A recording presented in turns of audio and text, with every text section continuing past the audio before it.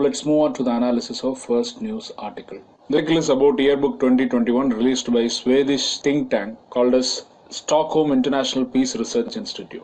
This SIPRI Yearbook 2021 assesses the current state of armaments, disarmament and international security.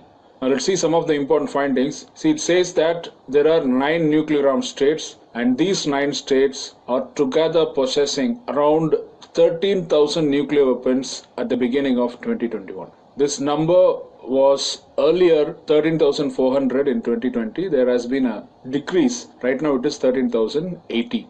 The 9 states, as you know, they are United States, Russia, UK, France, China. So the P5 members come into that. Then India, Pakistan, Israel and North Korea.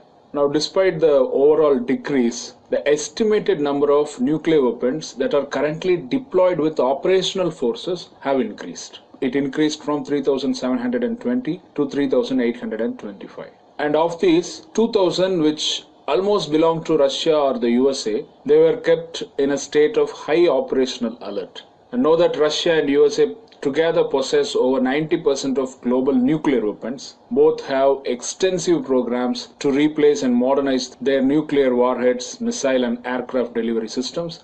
The other 7 nuclear armed states are also either developing or deploying new weapon systems. An example is UK's Integrated Review of Security, Defence, Development and Foreign Policy, which was published in early 2021.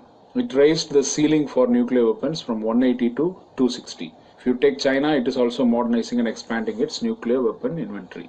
See, India and Pakistan also appear to be expanding their nuclear arsenals. Also, North Korea continues to enhance its military nuclear program as part of its national security strategy. Have a look at this table. Here, deployed warheads refers to warheads placed on missiles or warheads located on bases with operational forces. And other warheads refers to stored warheads or reserve warheads and retired warheads which are awaiting dismantlement. So at the beginning of 2021, if you take India, it possessed 156 nuclear warheads. Earlier it was 150 in 2020. On the other hand, if you take Pakistan, it is quite higher. It is 165 warheads up from 160 in 2020. For China, it is 350 up from 320 in 2020. Now, SIPRI says that 5 largest arms suppliers in 2016 to 20 are the United States, Russia, France, Germany and China.